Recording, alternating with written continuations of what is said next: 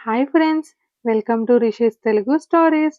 ఎవరైనా మన ఛానల్ని సబ్స్క్రైబ్ చేసుకొని వాళ్ళు ఉంటే ప్లీజ్ సబ్స్క్రైబ్ చేసుకోండి ఫ్రెండ్స్. అలానే నా ఛానల్ని లైక్ చేసి కామెంట్ కూడా చేయండి. మీరు అలా లైక్ చేయడం వల్ల నా ఛానల్ మరికొంతమంది చూసే అవకాశం ఉంది. ఇక స్టోరీలోకి వెళ్ళిపోదాం. నీవే నా సర్వస్వం 50వ ఎపిసోడ్. అజయ్ షర్ట్ లేకుండా హక్ చేసుకోవడంతో తన భుజంపై తలపెట్టిన అజయ్ ఊపిరి మేఘ మెడపై తాకుతుంటే గొంతు తడి ఆరిపోతుంటే కళ్ళు మూసుకుంది మేఘ. 2 సంవత్సరాల ముందు తనే అజయ్ మీద పడి అల్లరి చేసేది. అప్పుడు అజయ్ దూరం పెడుతుంటే అలిగేది. ఇప్పుడు అజయ్ కౌగిలి తనకు ఇబ్బందిగా లేదు. కానీ తన స్పర్శ 2 ఏళ్ల తర్వాత తాకిందనో లేదో తెలీదు, కానీ తనలో తడబాటుని, తనలో కలిగే ఫీల్ని మాత్రం ఇది అని చెప్పలేకపోయింది. ఎదురుగా ఉన్న అద్దంలో మేఘాన్ని చూస్తూ నడుము చుట్టూ ఉన్న చేతిని బిగిస్తూ వెనక్కి లాగాడు అజయ్. జై అంటూ మేఘ కంగారుగా అజయ్ చేతులపై తన చేతులని వేసింది. ఎందుకమ్ము అంత కంగారు పడుతున్నావు అన్నాడు అజయ్. తెలీదు జై, గ్యాప్ వచ్చినందువల్ల ఏమో అంటూ ముందుకు తిరిగింది మేఘ.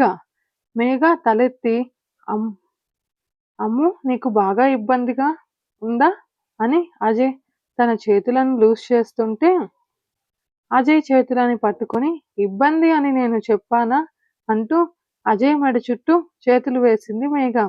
అది కాదురా, ఇబ్బంది అయితే చెప్పు, మళ్ళీ బ్రెయిన్కి ప్రెషర్ పెట్టకు, టెన్షన్ పడుతూ అన్నాడు అజయ్. మా ఆయన నాకు ఏం ప్రెషర్ ఇవ్వకుండా చూసుకుంటాడులే అని కాలి మునివేళ్లపై నిలబడి తన పెదవులను అజయ్ పెదవుల దగ్గరికి తీసుకెళ్లి ఇంచ్ గ్యాప్లో ఆపేసింది మేఘ.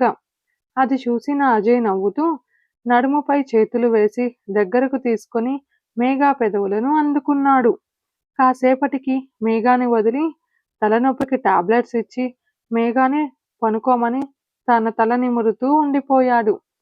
తలనొప్పితో ఉన్న మేఘ త్వరగానే నిద్రలోకి జారగా అది చూసి పైకి లేచి మేఘాని పక్కకు జరపడంతో పైకి వెళ్ళిన టీషర్ట్ని చూసి కిందకి లాగుతూ అందంగా కనిపిస్తున్న నాభిని చూసి ముద్దు పెట్టి అక్కడ బైట్ చేశాడు అజయ్.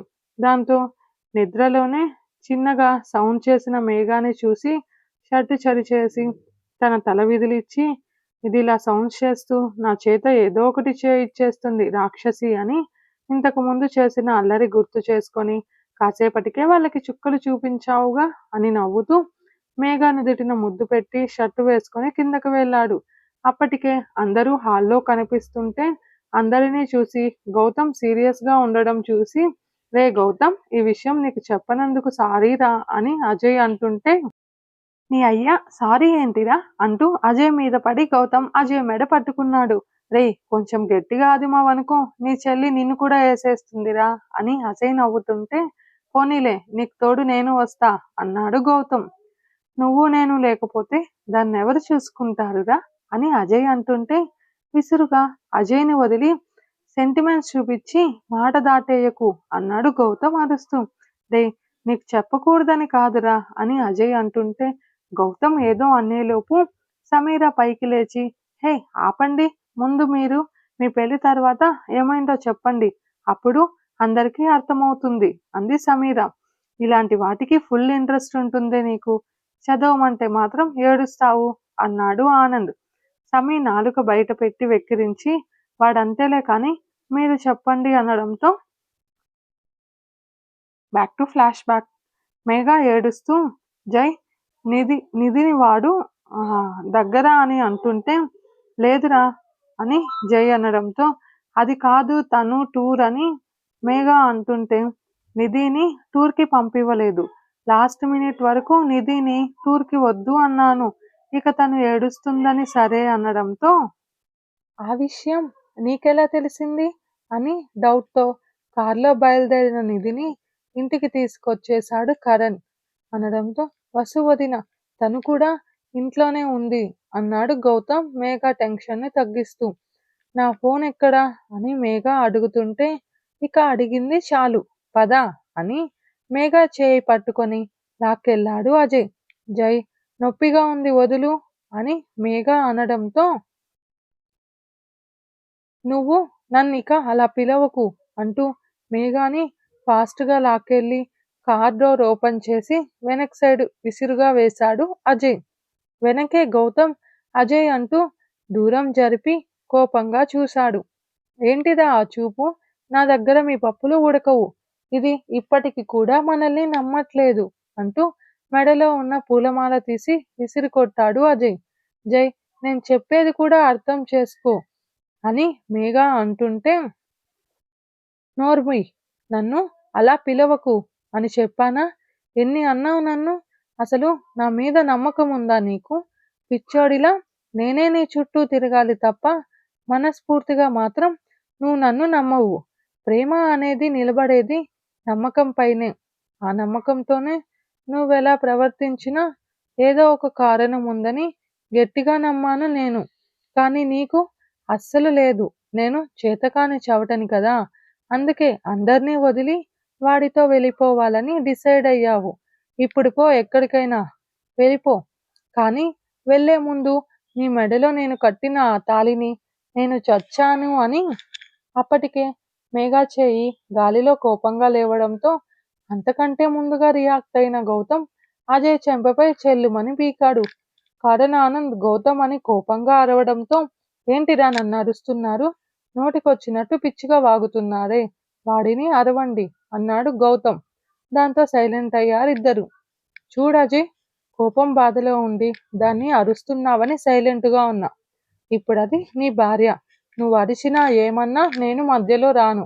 కానీ ఇలా పిచ్చి పిచ్చిగా మాట్లాడితే నా రియాక్షన్ ఇలానే ఉంటుంది అని గౌతమ్ అనడంతో, అజయ్ ఏదో చెప్పేలోగా ఫోన్ రింగ్ అయ్యింది.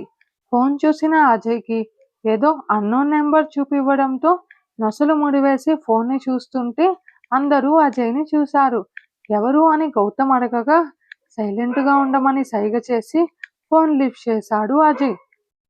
అరే, ఎంత ఆలోచించి నా ఫోన్ లిఫ్ట్ చేశావురా అని ఫోన్లో అవతల వ్యక్తి అంటుంటే, రే కార్తీక్, ఆపరా నీ నాటకాలు. ఇప్పుడెందుకు కాల్ చేశావు అన్నాడు అజయ్ కోపంగా. రే, తెలివిగా మాట్లాడకు. చివరి నిమిషంలో అంతా మార్చేశావు అని కార్తీక్ కోపంగా అంటుంటే, రే, నాకు ఎక్కువ టైం లేదు. నీలాంటి చెత్తన డాష్ గాళ్లతో మాట్లాడను అని అజయ్ అన్నాడు. ఓ అని ఎగరకు అజయ్. మేఘా ఎప్పటికైనా నేను సొంతం చేసుకుంటా. మేఘా నాది అని కార్తీక్ అంటుంటే, ఆ నీదిరా, తీసుకుపో వెధవ. నువ్వు తీసుకుపోతుంటే చేతులు కట్టుకు కూర్చుంటామనుకున్నావా? ఫ్రెండ్వి అన్న ఒకే ఒక ఆలోచనలతో నిన్నేం చేయకుండా ఉన్నా. అదే వేరే వాడు నీ ప్లేస్లో ఉంటే అది ఏడ్చిన ప్రతి కన్నీటి చుక్కకి నరకం చూపించేవాడిని. ఆడవాళ్ళని అడ్డం పెట్టుకొని ప్లాన్ చేస్తున్నావా? నువ్వు నాకు కాల్ చేసి మాట్లాడుతున్నావు. సిగ్గుండాలి కొంచెమైనా. చేసేవి వెధవ పనులు.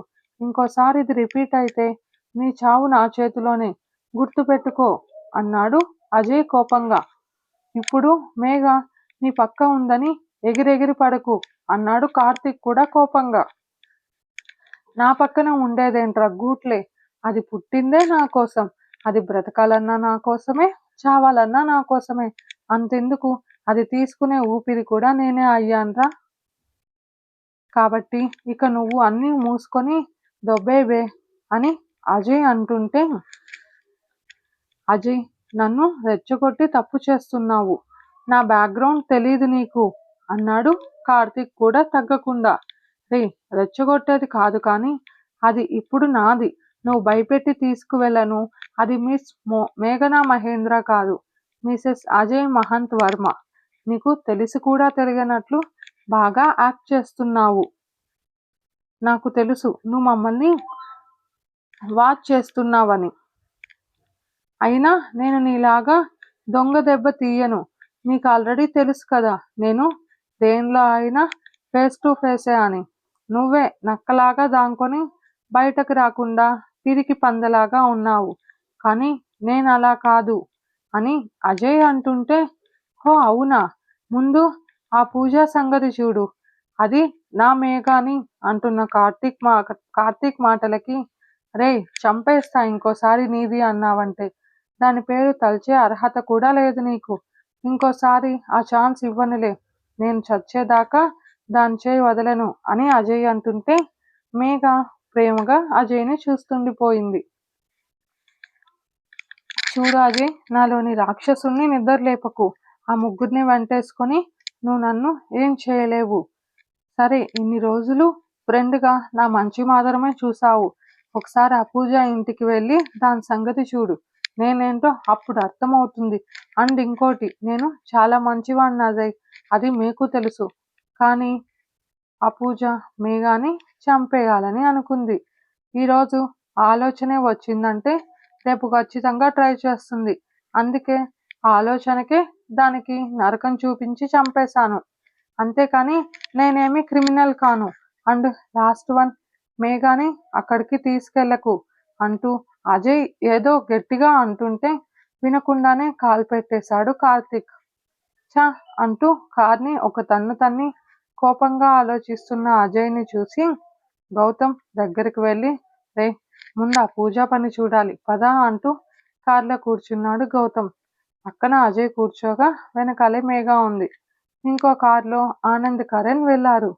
ఆ వీడియోలు అంటూ మేఘ ఇబ్బంది పడుతుంటే అజయ్కు మాట్లాడాలని ఉన్న కష్టంగా మనసుని అదుపు చేసుకొని మౌనంగా కూర్చున్నాడు. అది చూసిన గౌతమ్, అవి ఫేక్ వీడియోస్ రా, ఫేస్లు మాత్రం మీవి సెట్ చేశాడు, మిగిలిందంతా ఫేక్.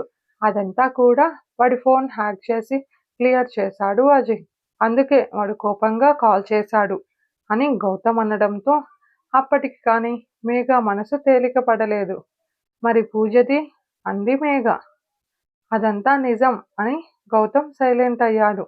అది చూసిన మేఘ, కాసేపటికి వాడి ఫోన్ హ్యాక్ అవ్వదే, వాడి ఫింగర్ ప్రింట్స్ కావాలి కదా, మీకెలా వచ్చాయి అని మేఘ అంటుంటే కాసేపు కూడా సైలెంట్గా ఉండదు, పసపిట్టలాగా వాగుతూనే ఉంటుంది అనుకొని మేఘాని మనసులోనే తిట్టుకుంటూ వాడి ఫోన్ నుంచి ఫింగర్ ప్రింట్స్ చెప్పి అదే జరిగింది అని అజయ్ అంటుంటే, వాట్, తను హెల్ప్ చేసిందా మీకు అని మేఘ గట్టిగా అడిగింది. దాంతో కార్ డ్రైవ్ చేస్తున్న గౌతమ్ బ్రేక్ వేశాడు సడన్గా.